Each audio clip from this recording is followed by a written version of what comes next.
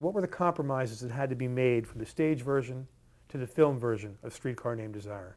Well, there were two basic compromises that nobody was happy with, but Kazan and Williams made that adjustment because the film could not be made unless with the rules that existed at that time. Right. For example, even the concept of homosexuality could not be touched on film at that time. Right, Blanche's husband had been... And the whole, you don't, unless you know the play, you don't understand why, you don't understand the depth of Blanche's sense of guilt in relation to her young husband's committing suicide, because he came to her for help as a homosexual. She didn't realize that, and she really screwed him up. I remember when Tennessee brought the rewrite of the scene in which she explains her young marriage to Mitch, to Carl Malden. Vivian was reading the rewrite. Vivian Lee. Yeah. Vivian Lee, yes, who played Blanche in the film. And at the end, she said, "Oh my God, you mean I have to say you disgust me because you're a poet?" Oh, but we were stuck with that. Couldn't say because you were gay, homosexual, yeah, right? No.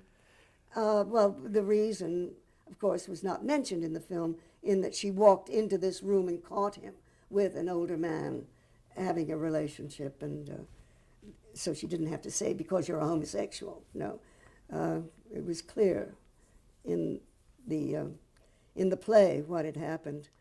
And then the other problem was, in order to leave the rape scene in at the end of the play, Stanley had to be thoroughly punished, which meant Stella would leave him.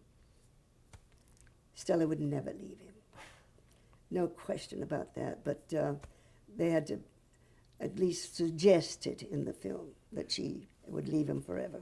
And in the film, were you the clear first choice again to reprise your stage role as Stella, or was there any conflict at all about you moving from stage to film? No, I had to test a couple of times, actually. Once in New York for the role, and then again in California. They brought me out to test again, and